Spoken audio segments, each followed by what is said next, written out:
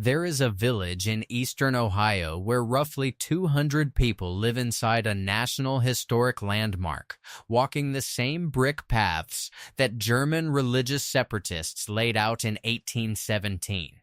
Past a garden shaped like a wheel because its founders believed it represented heaven on earth.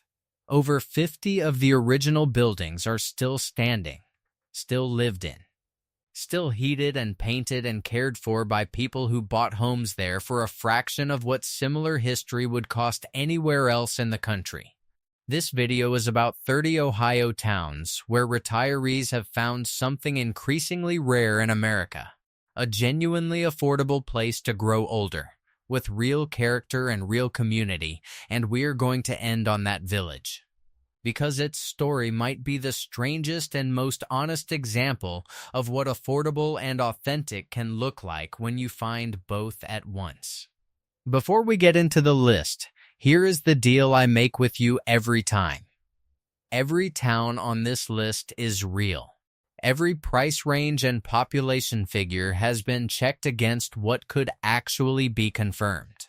Where a specific number could not be verified, I will tell you plainly instead of guessing, because a made-up figure helps nobody plan a retirement. And every single town here has a catch. Small towns are not perfect. Some are isolated, some have thin healthcare access, some get quiet in ways that suit certain people and not others. I will name every trade-off honestly, because that is the only way a list like this is actually useful to you. Quick favor before we start climbing the list. If you are the kind of person who thinks about where you will actually spend your later years, hit subscribe and drop a comment telling me what state or town you are watching from. I like knowing who is actually out there planning this stuff, and it helps me build better lists for you. Number 30 is Belleville, a village anchored by an 1879 bandstand in its town square, just off Interstate 71 in Richland County. Home prices here stay modest for what you get. A genuine 19th century main street within easy reach of Mansfield and Columbus, and neighbors who still gather at the bandstand for summer concerts. The catch is size. Belleville is tiny, and daily life leans on nearby towns for shopping, groceries, and specialists. Number 29 is Cossocton, built around the restored canal town of Roscoe Village, where costumed interpreters and a working canal boat keep 1830s river trade history alive along the old towpath. Housing here runs well below state averages, and Lake Park adds hiking trails and picnic grounds right in town. The trade-off is a slower local economy, which means fewer big-ticket amenities close to home and a longer drive for specialized shopping. Number 28 is Lebanon, in Warren County, home to the Golden Lamb, Ohio's oldest continuously operating inn, and a downtown lined with antique shops and small cafes that give it a lived-in, sociable feel. Prices sit higher than most small Ohio towns because Cincinnati's suburbs have crept close, so the affordability here is relative, not extreme, and it fits retirees who want walkable charm more than a bargain. Number 27 is Milan, the New England-style village where Thomas Edison was born in 1847, his modest birthplace still open for visitors today. White clapboard houses ring a formal town square, and property values stay reasonable given the proximity to Lake Erie's recreation and Put-in-Bay ferries. The catch? It is genuinely small, and winters off the lake bring real, sustained snow. Number 26 is Worcester, home to a small liberal arts college that keeps lectures, concerts, and a farmer's market running year-round, so retirees rarely run out of things to do close to home. It suits people who want simplicity over constant activity and don't mind a modest social scene. If you crave more outdoor recreation, this one may feel a little quiet for your taste. Number 25 is Pomeroy, strung along the Ohio River with colorful historic storefronts that look almost staged for a movie set. Shopkeepers who still call out "see you tomorrow" as you leave. Prices stay low here, among the lowest on this list, but the region has struggled economically for decades, and job-dependent services can be thin, from specialty retail to skilled trades. Number 24 is West Liberty, a Logan County village of historic buildings and tree-lined streets where housing runs well below the national average and local shops keep prices reasonable for anyone watching a fixed income. The Labor Day Festival is the social anchor of the year, and neighbors here tend to know each other by name. The catch is the same as many entries here. Charm and small size go together, so specialty healthcare means a drive.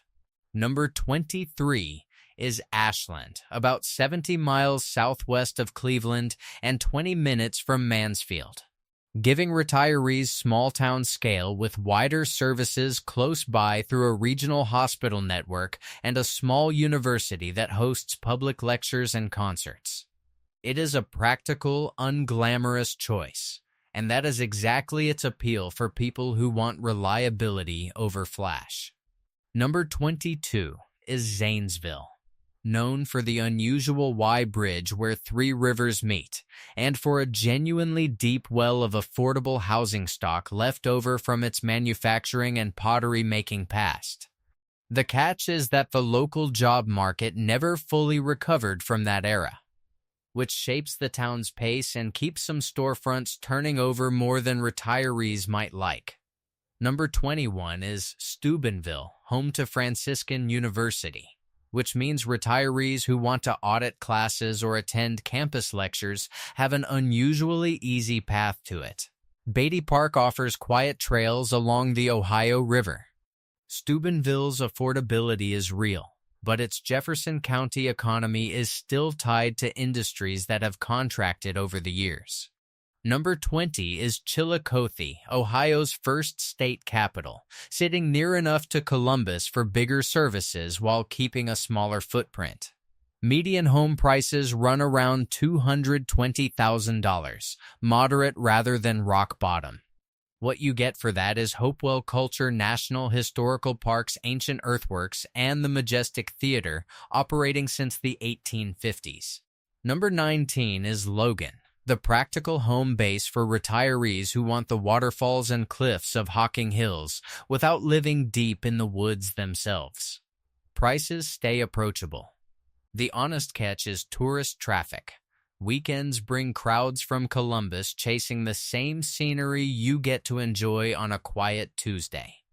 Number 18 is Wapakoneta, Neil Armstrong's hometown, where the Armstrong Air and Space Museum anchors a walkable downtown, and the Auglaize River Riverwalk gives a level, easy path for daily walks. Housing costs stay comfortably low. It is a small Auglaize County community, so specialty medical care means a drive to Lima. Number 17 is Marietta, sitting where the Ohio and Muskingum rivers meet, the oldest permanent settlement in the Northwest Territory, founded in 1788. Median home prices run around $216,000, well below state averages for what you get: brick paved riverfront streets, the Campus Martius Museum, and a mound cemetery holding more Revolutionary War officers than any other burial ground in the country. The catch is real winters and a downtown that depends heavily on tourism income. Number 16 is Loveland, on the Little Miami River just 24 miles from Cincinnati, home to a genuine stone castle built by one man over decades along the riverbank. Bike trails run right through town. Because it sits so close to Cincinnati's growth, prices here run higher than the small-town norm, so this one suits retirees who want proximity to the city more than rock-bottom cost. Quick pause here, because we are right at the halfway point of this list, and it's worth saying why this channel exists. The glossy tourism ads and the polished real estate listings you scroll past every day are not going to tell you about a levee concern in a 200-year-old village, or the fact that a downtown's affordability comes from decades of hard economic history rather than luck. We dig for that on purpose, and it costs you nothing to help this reach more people who are actually looking for a way out of an expensive zip code. A subscribe does that. So does a comment. Now, back to the list. Number 15 is Massillon, known for its rich local history and genuinely affordable living, with the Massillon Golf Club and generous parkland giving retirees an easy, unhurried pace. It sits close enough to Akron and Canton for bigger city amenities without paying bigger city prices. Winters here run cold and gray, which matters if you are chasing sunshine. Number 14 is Granville, where brick-lined streets and Sugarloaf Park create a setting that feels lifted from New England. It is a Denison University town, so cultural programming is strong for its size. That same college town pull keeps prices firmer than most entries on this list. Number 13 is Waterville, set on the Maumee River with river views, boating, and a walkable cluster of local shops and restaurants. It sits close enough to Toledo for hospitals and airports. The catch is that river-adjacent charm here comes with a slightly higher price tag than towns further from the water. Number 12 is Aurora, blending rural quiet with easy access to Cleveland's culture and medical centers, anchored by Aurora Lake Park for fishing and walking. Because it functions almost as a Cleveland suburb, prices sit noticeably above the more rural towns on this list. Number 11 is Oxford, home to Miami University, which brings a genuine campus pulse without the price tag of a northeastern college town. The cost of living here runs about 12% below the national average, and Houston Woods State Park, 15 minutes away, adds nearly 3,000 acres of forest and a 625-acre lake. Cincinnati is 50 minutes south for major medical care. The catch is that Oxford runs a bit pricier than its small-town neighbors. Number 10 is Lima in Allen County, about 72 miles east of Fort Wayne, and the affordability case here is one of the strongest on this entire list. Cost of living runs roughly 13% below the national average, with housing running about 45% below the national figure, which means a comfortable single-family home for a fraction of what the same house costs in Columbus. Schoonover Park and the Lippincott Bird Sanctuary give quiet mornings, and the Lima Locomotive Works history draws railroad fans. The honest catch is that Lima's downtown core has struggled with vacancy, so it takes some searching to find the neighborhoods that feel truly settled. Number 9 is Mansfield in Richland County, one of the more affordable towns in the entire state, with a downtown that carries genuine American history, including the old Ohio State Reformatory, now a museum that draws visitors from across the country. The catch is that Mansfield's affordability partly reflects a local economy still working to rebuild. So amenities can feel a step behind wealthier neighbors, and that is worth knowing going in. Number 8 is Xenia, which built its trail network around an old Greek idea of welcoming strangers. And it delivers on that name with extensive walking and biking paths threading through neighborhoods and a genuinely low cost of living that stretches a fixed income further than most towns on this list. It sits close to Dayton for larger services and specialist medical care. The catch is that Xenia was nearly destroyed by a major tornado in 1974, and while it has rebuilt into a genuinely pleasant town, some retirees weigh that history when picking a hometown. Number 7 is Vermilion, a lakeside village where more than 120 freight trains roll through on a typical day. A strange fact that somehow does not disturb the town's easygoing harbor feel. There is no passenger rail in town, so retirees catch Amtrak in nearby Sandusky or Elyria. Prices stay reasonable for lake access, though winters off Erie bring lake effect snow that outsiders underestimate. Number 6 is Dublin, a genuine outlier on this list because it is not cheap. It throws a 3-day Irish festival every August with senior discounts, and retirees can bike more than 60 parks worth of trails along the Scioto River. Its prices run well above small-town norms since it is effectively a Columbus suburb, so it earns its spot on beauty and infrastructure, not on being a bargain. Number 5 is Ashtabula, resting on Lake Erie's shore at the mouth of the Ashtabula River, with an average home value that has been documented around $145,000, tens of thousands below the state average. More than 19% of its roughly 18,000 residents are already over 65, so newcomers find an instant peer community. The Western Reserve Greenway Trail and a historic harbor district round out the appeal. Winters here are genuinely harsh, with heavy lake effect snow most years. Number 4 is Berlin, set in Holmes County at the heart of Ohio's Amish country, where horse-drawn buggies share the road with cars and quilt shops, and home-cooked meals define daily life. It is one of the most visited small towns in the state, which means tourist traffic on weekends and, in some pockets, housing costs pulled upward by that same popularity. Retirees drawn to the pace, and the community rate it as worth the trade. Number 3 is Chagrin Falls, where a genuine waterfall runs straight through the middle of downtown, giving the village a storybook feel that draws visitors from across the region. It blends natural beauty with a walkable retail core and community events built for retirees. Its popularity near Cleveland keeps prices firmly on the higher end of anything we have covered so far, which is the honest reason it sits at 3 and not higher. Number 2 is Glendale, a Cincinnati area village built almost entirely of 19th century Victorian houses and churches, worth exploring block by block with a camera.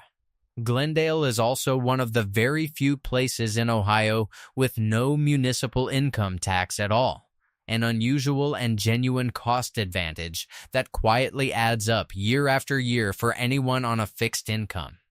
History lovers, gardeners in the town's community plots, and architecture fans all find something here.